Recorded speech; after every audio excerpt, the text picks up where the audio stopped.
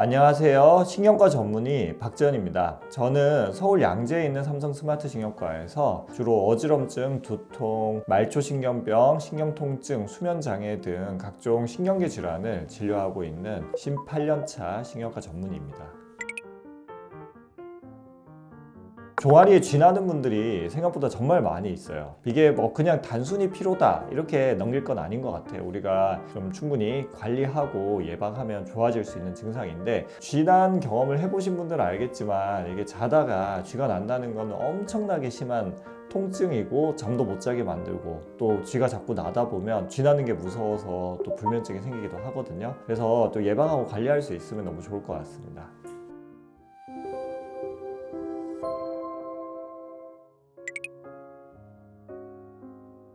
우리가 낮에는 다리 근육을 계속 움직이잖아요. 주로 종아리 쪽에 쥐가 나거든요. 이제 늘어나 있을 때는 쥐가 잘 나지 않고 이게 수축해 있을 때 쥐가 나는데, 우리가 잘 때 발을 이렇게 직각으로 세우고 자는 사람 아무도 없잖아요. 반대로 이제 앉아 있을 때는 발이 이렇게 꺾여져 있고, 근데 잘 때는 자연스럽게 다리를 펴고 자니까 발목이 펴지면서 종아리 근육은 짧아집니다. 짧아진 상태로 오래 있다 보면 쥐, 즉 근육 경련이라고 하거든요. 의학적으로는 근육 경련에 취약한 상태가 됩니다. 그 상태에서 살짝 힘이 들어갔을 때 온 근육이 강하게 수축하면서 심한 통증이 생기는 게 근육 경련, 즉 밤에 나는 쥐이죠.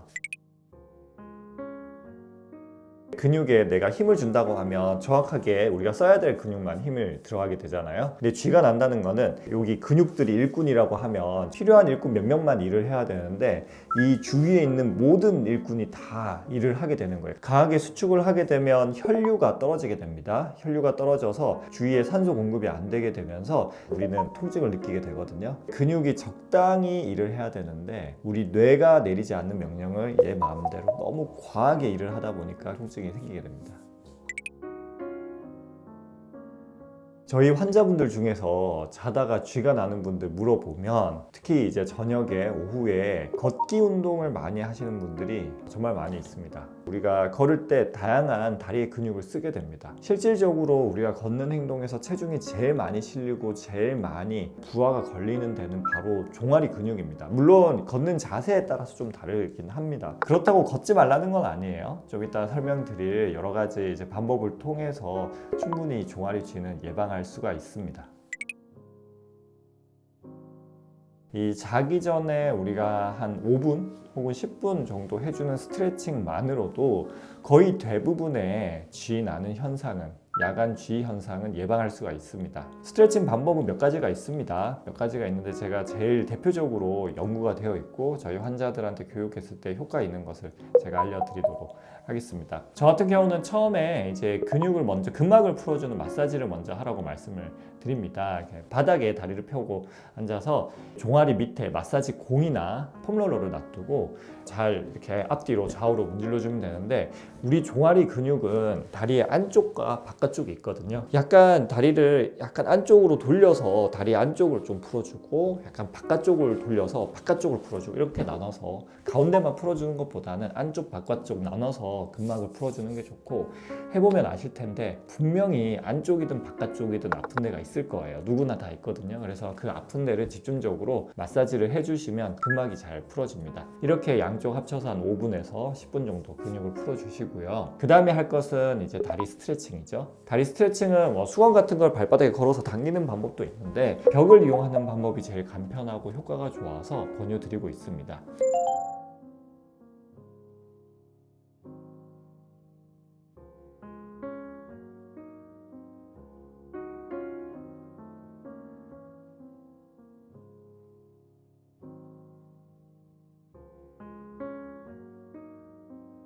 네, 처음에는 이렇게 벽을 보고 이렇게 벽에 몸을 세워서 섭니다. 이 상태에서 다리를 뒤로 빼는데, 다리를 뒤로 뺄 때 엉덩이가 뒤로 빠지지 않게 조심을 하셔야 됩니다. 이렇게 되면 스트레칭이 잘 안 되고요. 여기서 엉덩이는 앞으로 놨던 상태에서 몸을 세워서, 세운 상태 그대로 유지하면서 다리만 뒤로 이렇게 빼시고요. 다리가 이렇게 돌아가는 것 역시 스트레칭은 잘 되지 않으니까 최대한 발끝이 벽을 바라보게 일직선으로 해서 다리를 빼줍니다. 이 상태에서 이제 다리 앞쪽에 있는 무릎을 굽혀서 몸을 앞으로 쭉 밀어줍니다. 밀 때 엉덩이가 앞으로 간다라고 생각을 하셔야 돼요. 엉덩이가 뒤에 남아있고 이렇게 가는 게 아니라 엉덩이를 앞으로 쭉 해야지 이제 종아리가 늘어나게 됩니다. 이 상태에서 가만히 한 1분 정도 계시면 됩니다. 이때 내가 다리를 더 펴겠다고 이렇게 하면 오히려 충분한 스트레칭이 안 됩니다. 그냥 늘어난 상태로 가만히 계셔 주시고 이 종아리뿐만 아니라 허벅지까지 같이 이제 늘어나는 느낌이면 더 좋습니다. 그래서 이렇게 쭉 펴가지고 가만히 1분 정도 계시는 겁니다. 무릎이 이렇게 굽혀지지 않게 조심하시고 무릎은 최대한 펴시고 발 뒤꿈치가 떨어져도 안 됩니다. 뒤꿈치를 딱 붙인 상태에서 무릎을 펴고 몸을 앞으로 쭉 밀어줍니다.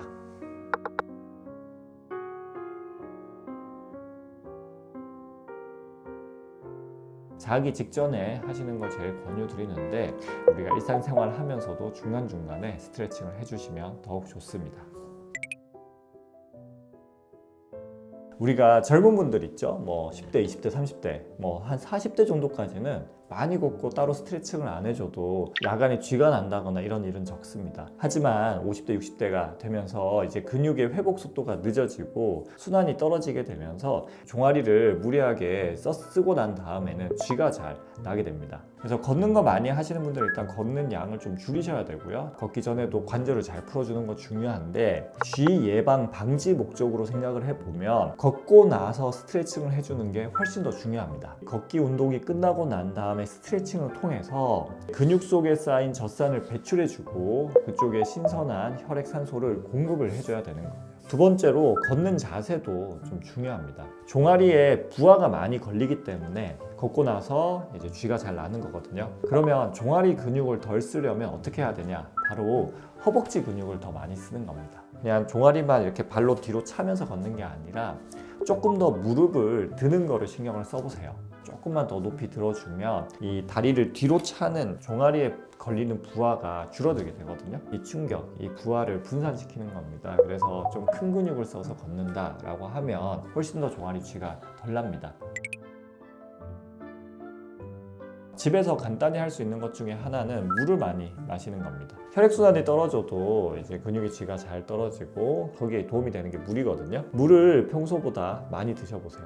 평소에 물을 많이 드시는 습관이 종아리 쥐 예방하는데 정말 도움이 됩니다. 두 번째로 또 다른 도움이 되는 것은 자는 자세인데요. 기지개를 펴는 자세에서 쥐가 자주 나게 돼요. 기지개를 편다는 거는 종아리에 내가 힘을 준다는 거거든요. 종아리가 갑자기 이제 늘어나 있지 않은 상태에서 수축되어 있는 상태에서 과하게 힘을 주게 되면 쥐가 나게 됩니다. 기지개 펴는 동작은 피하시는 게 좋습니다. 기지개 펴는 거는 이제 내가 힘을 줘서 하는 스트레칭이잖아요. 근육을 이제 수동적으로 이제 벽을 밀기를 통해서 아니면 내가 수건이나 손을 걸어서 당겨도 돼요. 이렇게 수동적인 스트레칭을 하는 게 좋지 기지개는 펴지 않는 게 좋으시고 또 영양제가 도움이 되기도 합니다. 예전에 제가 눈 떨리면 마그네슘 효과가 없다 이런 얘기를 한 적이 있어요. 거기에 대해서는 사실 아직까지도 밝혀진 근거는 없지만 쥐나는 데 있어서는 마그네슘 부족이 근육 경련을 더 유발한다는 이제 연구들은 있거든요. 마그네슘이나 칼슘 영양제가 도움이 될 수가 있는데 실제로 저희가 피 검사를 해보면 쥐가 자주 나시는 분들도 마그네슘이 부족한 경우는 없다고 보셔도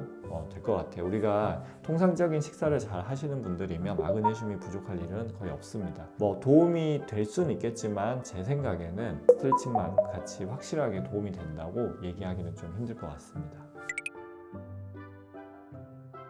우리가 아까 얘기한 거는 운동을 많이 해서 과부하 걸렸을 때 쥐가 자주 난다고 말씀을 드렸는데 운동을 하지 않아도 쥐가 자꾸 나는 경우들이 있습니다. 예를 들어서 이 종아리로 가는 신경이 대표적으로 허리에서 신경이 눌리는 경우가 제일 많이 있어요. 허리 디스크죠. 허리 디스크로 인한 신경 손상의 한 가지 증상으로 쥐가 날 수가 있고요. 그 다음에 말초신경병이라고 해서 디스크처럼 누른 건 아닌데 뭔가 당뇨가 있다든지 다른 병이 있어서 말초신경이 손상이 되는 경우에도 근육에 나쁜 영향을 주기 때문에 쥐가 자주 나게 됩니다. 근육에도 병이 생기는 경우가 있어요. 근육병증도 있고 또 루게리병 같이 또 신경 손상이 오는 병들도 있고 이런 경우에 다리쥐가 자주 나게 되고요. 그 다음에 아까 잠깐 언급했던 것처럼 마그네슘이나 칼슘 이런 것들은 이제 신경세포막을 안정화시켜주는 역할을 해요. 이게 부족하게 되면 신경세포막이 자꾸 막 흥분을 하게 됩니다. 전기로 따지면 우리 콘센트에서 스파크가 튀는 것처럼 이런 전해질 이상 그리고 갑상선 호르몬처럼 호르몬 이상인 경우에도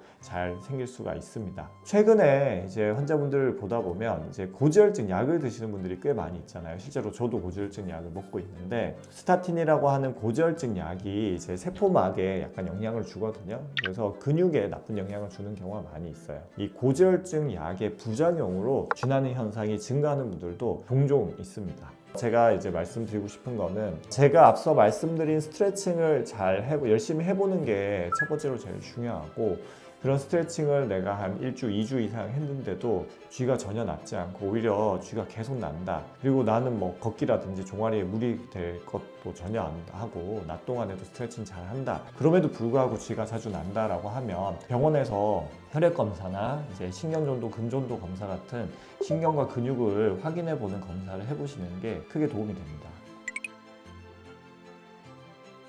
지금 당장 하셔야 될 거 2가지만 알려드리도록 할게요. 오후에 저녁에 걷고 나서 가볍게 2-3분이라도 종아리 스트레칭을 하시고요. 다 씻고 잠자러 침실에 들어가기 전에 한 5분 정도 번갈아 가면서 종아리 스트레칭을 해보세요.